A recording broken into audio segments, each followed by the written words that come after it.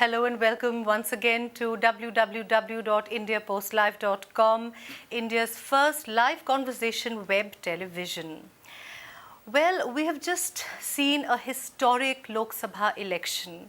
After 3 decades, one party won a simple majority and the BJP-led NDA came to power. We have been doing a series on the different states and what their expectations are from the Modi government. So this evening we are going to take a look at Karnataka. Karnataka has been politically very active. It's been very interesting over the past, half a decade or so. So joining me on the conversation to discuss about Karnataka and what the people of Karnataka would want from the Modi government, I have with me political analyst KG Suresh in the studio joining the conversation. Thank you so much, Suresh. My pleasure. It's always a pleasure to have you in the studio. All right.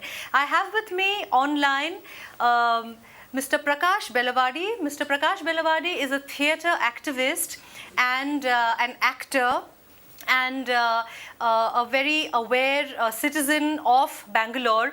Prakash sir, thank you so much for joining the conversation. Can you hear me?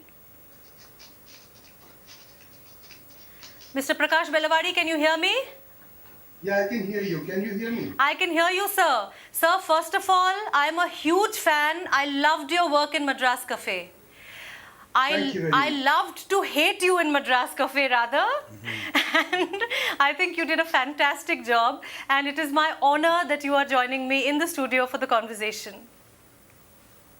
Online, I'm of course. sorry, I think your audio is really faint. I don't know why. Okay, I shall shout. I'm a huge fan, sir. I'm shouting. I'm a huge fan. Okay.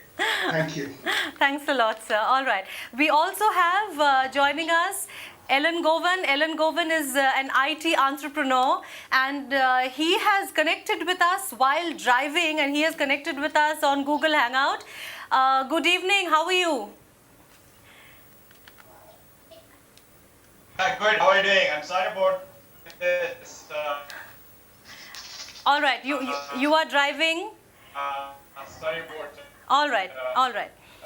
bad connection. So. All right. All right. But we'll talk to you. We'll talk to you about what all of you expect from the Modi government. All right. First, Suresh, let's start with you.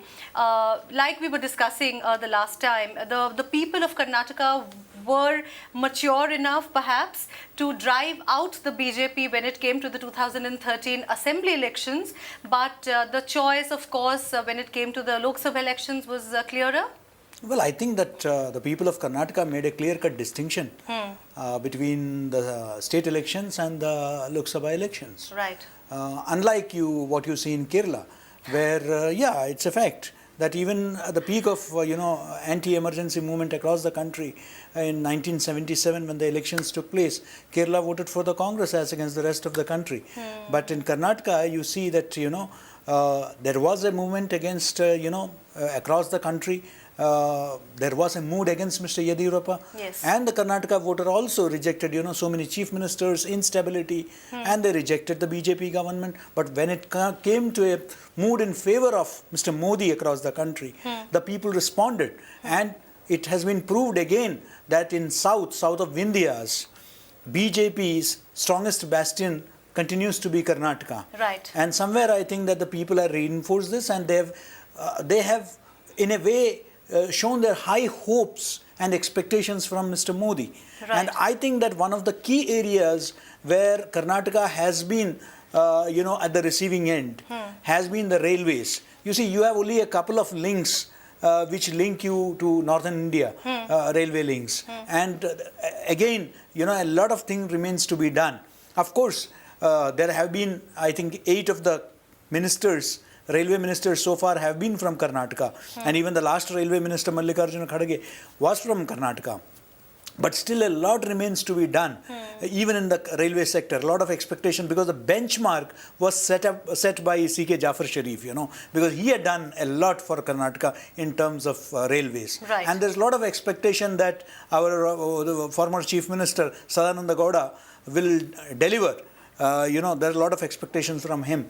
Otherwise, I see that, the mood of the people are in consonance with the rest of the country. They have high hopes with regard to inflation. They have high hopes with regard to corruption. There are a lot of issues over Right. which they have high hopes, So let's But- talk about these high hopes from Yes. our online guests. Let me first get Mr. Prakash Belawadi on the line. Sir, what are your expectations from this government as a resident of Karnataka? Karnataka has a history of actually voting for the wrong state in the national election. We always seem to be with the wrong party. So our bargaining power with the state is compromised. But what we expect now is that, look, in the last 10 to 15 years, we've slid from the top 5 states to the top 10 states. Right. And if the drift continues, we'll be soon in the top 15, and that's not a very good thing. And also in Karnataka, there's only one city that can boast of a population greater than 1 million, and that is Bangalore. Right.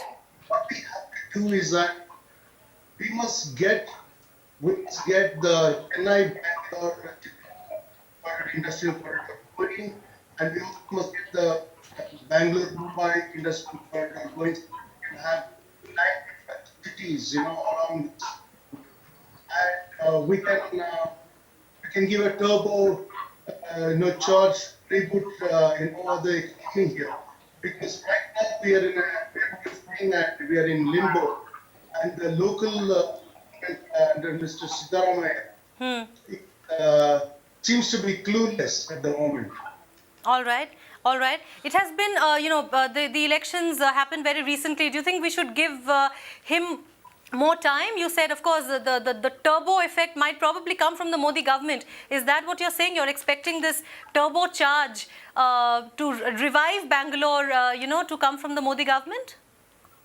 See, that is true, because one of the surveys, I think it was the CSDS locality survey, asked a very interesting question to Karnataka voters. Yeah. The question was, would your voting choice have been different had it not been, Narendra Modi as Yes. candidate for BJP? Right. And 6 out of 10 replied that their voting choice would have been different. So there is this really poignant situation where the voters of Karnataka have returned, the BJP with 17 of them have been returned. Right. And although that there was a dismal BJP government in power just a couple of years ago, in the hope that the Narendra Modi government at the center can do something for Karnataka. But the thing is, unless our government, state government under Siddaramaiah, gives up its kind of hostile attitude towards the BJP and particularly Narendra Modi, I don't think there will be any purchase out of this 17 out of 28 MPs being sent to the Lok Sabha. And that is the worrying thing. Although we do have, two cabinet ministers, both from Bangalore, Anant Kumar and Sadananda Gowda. And we at least with Bangalore something will be done, we think, because Bangalore can be pressured by various other means. But I think that all of Karnataka is not in such a fortunate situation. Right. We are really dependent on Siddaramaiah. Right. All right. Thank you so much, Prakash sir, for your comments. Stay with us. Let me bring in some more people online, and then we can get your comments on that. All right. I think I have a young lady named Aditi Nath. Aditi is a homemaker. Aditi, good evening, and thank you for joining the conversation. Can you hear me? Yeah, I can hear you. Okay. Aditi, in fact, when we had, mentioned on the site that we are going to be doing a Karnataka wish list, she had, in fact, sent across a list of wish list. So, Aditi, before I talk to you, let me try and get an infographic of the wish list that Aditi had sent us. All right. Aditi says, fill the potholes. Bangalore has become a back-breaking city. She asks for environmental friendly infrastructural solutions. She said Bangalore has become a concrete jungle. Manage the traffic, of course. Any Bangalorean will say that. And also she has talked of developing satellite towns and also setting up educational institutes in cities like Belgaum, Dharwad, etc. So this is her wish list, something she wants from the new government in Karnataka. That's Aditi Nath for you. All right, Aditi, if you can hear me, would you care to elaborate on the biggest problem that you face as a citizen of Bangalore? Well, the foremost thing is to develop any city or any town. The fundamental thing is education. Right. We try, you should bridge the gap between people who want to learn and people who want to. Bangalore is a place where you throw a stone and it hits an engineer. But not every engineer can go and work in Infosys or Wipro or TCS. Right. So, especially homemakers, they would go for a teaching option. But no school will allow you without a B.Ed. Now, the government of Karnataka does not allow an engineer to do a B.Ed. I mean, that's surprising. Can't you? I mean, an engineer cannot teach a 11th standard or 12th standard student physics or maths. Do you think isn't that bad? Or that's a wonderful point she's raised. Okay, that's a wonderful point you raised. And of course, you talked of the potholes. You talked of satellite towns. Do you think Bangalore is becoming way too crowded? I mean, there's an influx of people from all over the country just for education, even for BCom and So it is becoming an educational hub. Yeah. Yeah. So why don't you just spread around? Have a branch of say MS Ramaiah or the top colleges, or they should have a branch in the other cities like Dharwad or Belgaum, right. So they're well connected with Bangalore. Right. So but Aditi, is this a state issue or a central issue? Mr. Suresh, would you clarify for us? Certainly, most of the issues, they are very valid points that Aditi has raised, but most of them fall under the purview of either the state government or the city municipality. Right. You see, filling up potholes and other things comes under Mr. Narendra Modi cannot be expected to do that. This is unfortunately, but I don't blame her. This is the kind of hopes that have been raised. The other day, I was standing at a railway station and there was so much of mess around, and there were these two educated people speaking in English, and they were saying that, oh, let Mr. Modi come, he will get this cleaned up. Now, Mr. Modi cannot be expected to clean up railway stations, you see. So, unfortunately, so much of expectations have been raised. So, I think that I agree with her. Bangalore needs, but still, she's right. Whether it comes to, say, Jawaharlal Nehru Urban Renewal Mission is there, JNURM, I think the center can help a lot. But again, provided, the state government also adopts a cooperative attitude towards instead of there is not a confrontationist relationship. Right. Now, I think that is very important. You don't look at it as a Congress versus BJP, but it has to be a state, and like Mr. Modi has spoken about Team India and, coming of the states and the central government together. Right. So I think that should be the spirit. Then Bangalore can do a lot. And you have an urban development minister is there. He can do a lot, towards helping metro. And then, metro connectivity is very little. Towards the airport, if you go, there is no metro to the new airport. Absolutely. I think that's something very important, Yes. All right. Aditi, so, like the rest of the country, you have also huge expectations from the Modi wave? Definitely, one good thing I liked about Mr. Modi, he's trying to connect with the chief ministers of all the states. Right. Whether or not they will support him, or because he's not bothered about their support. He has enough support by him. Right.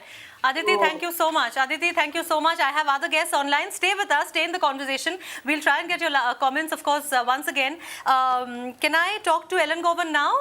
Is he still driving? Elangovan, are you still driving? All right, we seem to have lost him. All right, let me get our next participant, Nikhil Bagri. Nikhil Bagri is a marketing professional, and he joins me again from Bangalore. And Nikhil, welcome to the conversation.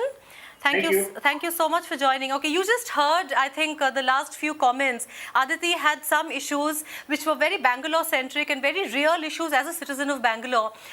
Nikhil, before I take your comments, you have also sent us your wish list from the new government. Let us play that out as an infographic. Let us first play that out, and then we'll, take your comments. So this is what Nikhil Bagri had to say to us. He wants transparency and accountability in governance. He claims that no file moves without bribes, so please stop bribery. And again, a very interesting thing, he has also talked of developing satellite towns similar to Aditi, because I believe I will ask him about the fact that, Bangalore is getting more and more crowded. Also, improve infrastructure of Bangalore, address issues of sanitation, roads and healthcare through public-private partnership. Okay, very, very valid issues, would you say, Suresh? Absolutely, these are issues that come to the mind of every Bangalorean, But as I said again, these are issues which the state government has to, address predominantly. It is their domain. The center can obviously cooperate in terms of loans, grants, and also giving expertise. But beyond that, corruption, for example, that is up to the state government, which has to, because this has been a major issue. Unfortunately, as was mentioned in this program, Karnataka is not only in terms of development but also in terms of corruption. We have touched the nadir, Yes. I mean, we are among the most corrupt states in the country. Right. And we will have to do something about it. We used to be a role model once upon a time, but unfortunately today we are role model in the negative sense of the term. We are, giving, because in terms of political corruption, the way voters are bribed, Yes. the way, the kind of scams that have come up, whether it is mining, whether it is, the republics of Bellary and other things that have come up, unfortunately that has given a bad name to the state. I think that it's time the state, cleans up its agents' tables. Yeah, let me ask Nikhil this. Nikhil, are you very disillusioned with the way the state government has been functioning? Of course, you just saw a change. 5 years of the BJP government, you saw 3 chief ministers, every chief minister fighting with the next, nobody getting along. You had scams, you had corruption coming up. So a very turbulent, I would say, 5-year BJP rule. The mine, liquor and, Yes. land mafia, Right. they have come to dominate Karnataka politics. Absolutely. Now that there has been a change in the state government, you guys voted the BJP out of power in the state, and you guys have brought Modi to the center, So now, are you completely disillusioned with the state? It's been more than a year now. No, so let's just clarify a couple of things. Yeah. One, why did Modi come in?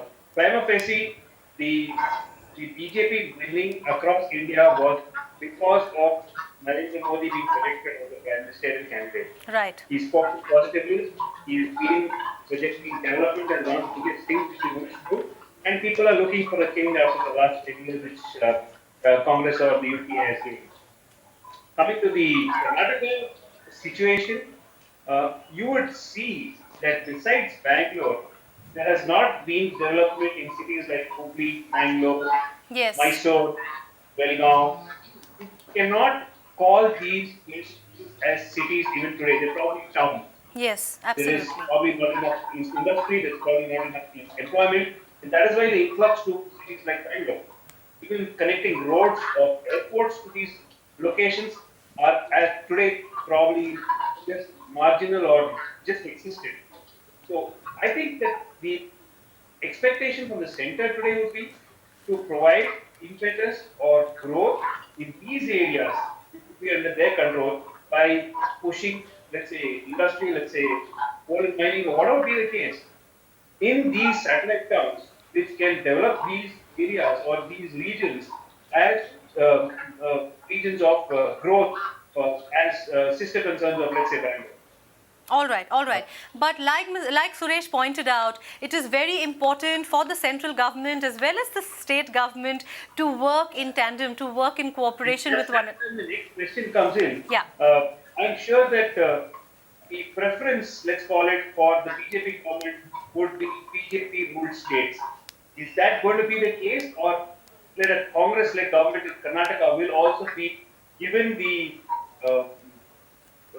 choice or the favoritism to go ahead and promote these towns? Let me ask Suresh that question. I think Mr. Modi has already made it clear that irrespective of the state governments, Right. I mean, whichever party is in power, Right. and you have seen the way Mr. Modi has quickly responded to the demand of power by the UP government. Of course, not the entire, requirement, but they did immediately respond to it because there was a power crisis. And he has, spelt out clear-cut guidelines to the PMO that any demand from the state government has to be addressed on priority, irrespective of which government it comes Yeah, from. yeah, Nikhil- So I think that we should give him time Right. before making a judgment. Right. you He know. has in fact made it clear. In fact, that is what even Aditi Yes. pointed out a while ago, and she is also very optimistic that with the new central government, there will be some kind of seems to be some kind of a guarantee that the state and the centre, despite being opposing parties, will work together for the development of the state. Okay, let me get now Mr. Elangovan. I can see him. I hope I can hear him too, and he can hear me too. He is an IT entrepreneur.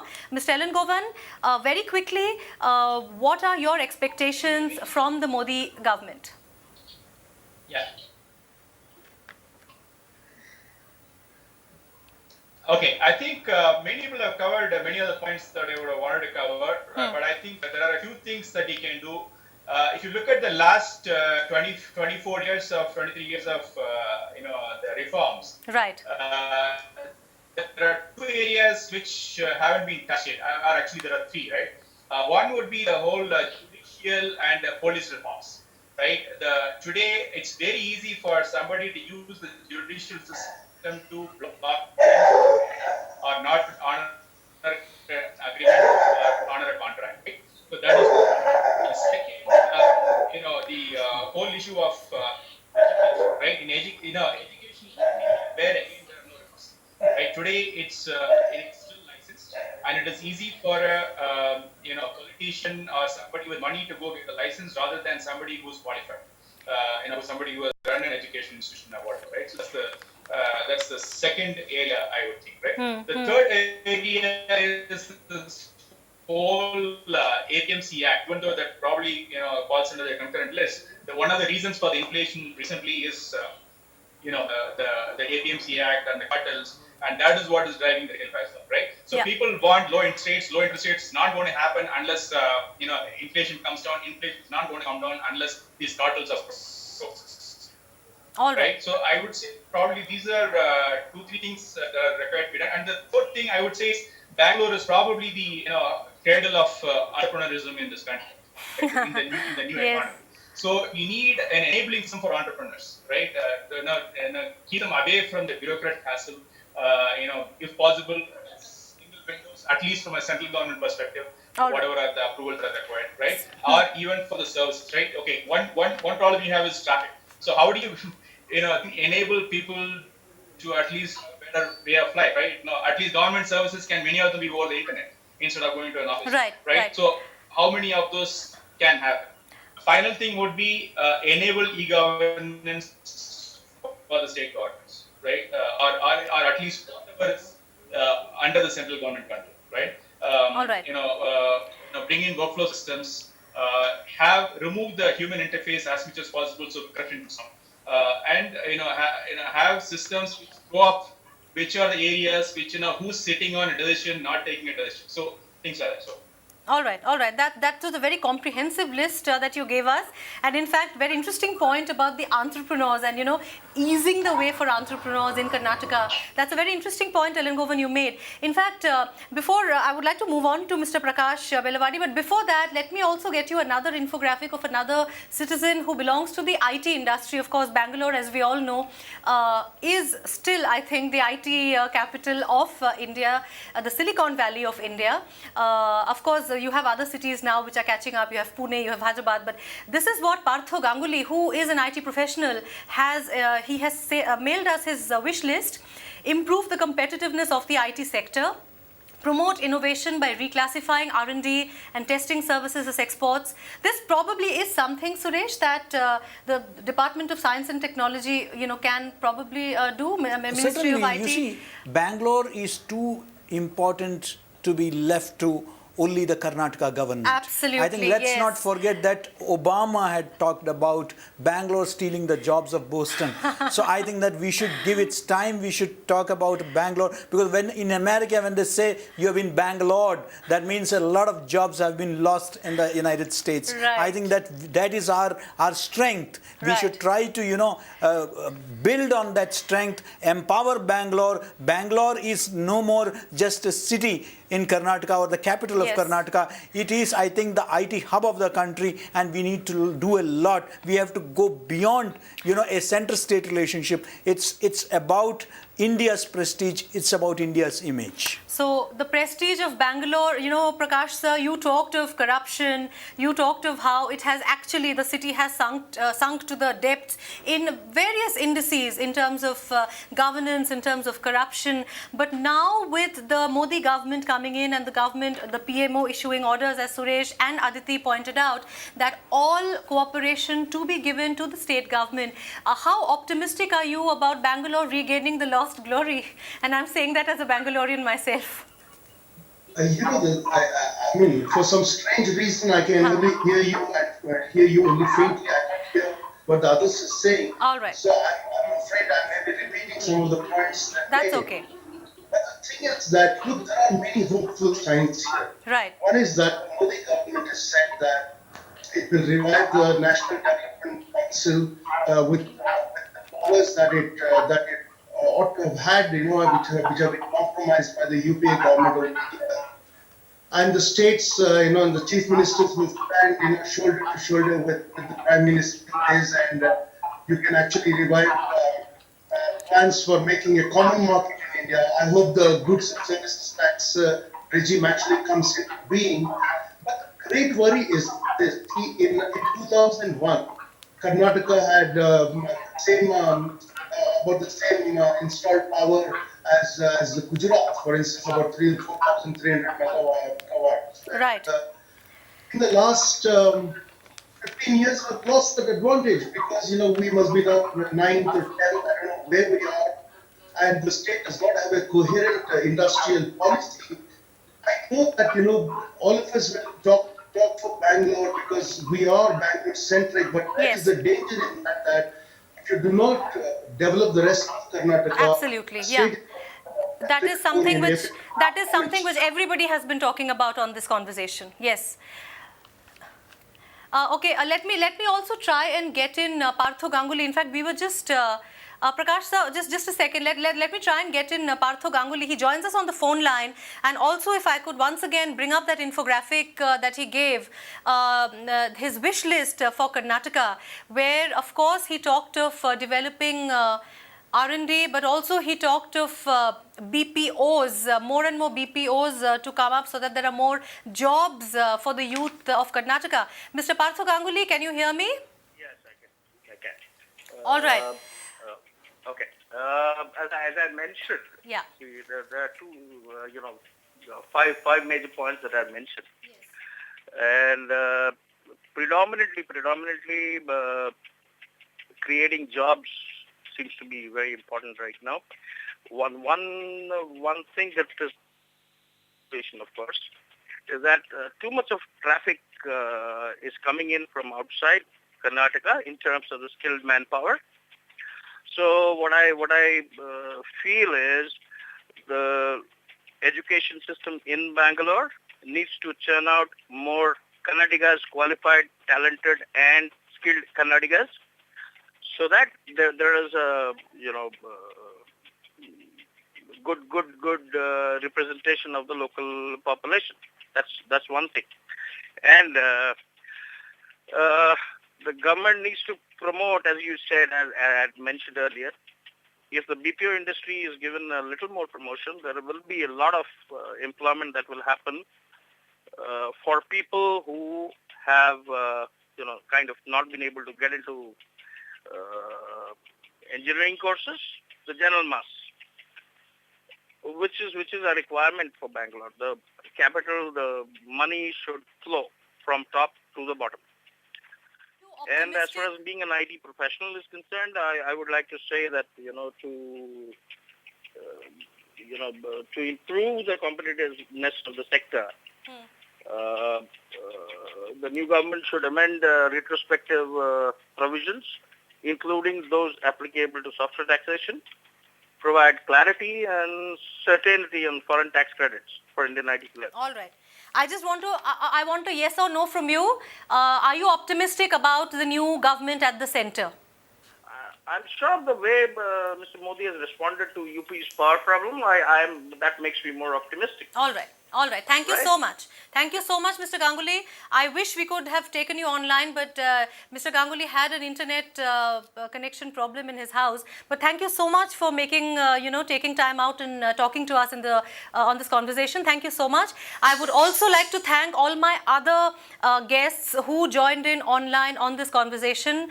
Prakash sir, we have to wrap up this conversation right now in the studio. However, the conversation will continue on the portal, and please feel free to drop us your audio and video comments on this issue that we talked about on Karnataka, and also your tweets. You are on Twitter yourself, I know. If you could tweet us what you want from Karnataka with the hashtag of India Post Live and @India Post Live, it will be great to hear more thoughts and comments from you. Nikhil Bagri, marketing professional, thank you so much for your thoughts on what you want from the new government at the center. Of course, Mr. Elangovan, IT entrepreneur, thank you so much. Your points, I hope, will reach, and measures will be taken. Aditi Nath, Aditi, thank you so much. The issue of engineers being allowed to teach, I think, was a very interesting issue besides the potholes. Thank you so much, each and every one of you, for joining the conversation. Of course, Mr. KG Suresh, always a pleasure to have you. Your final comments before we rush you out of the studio.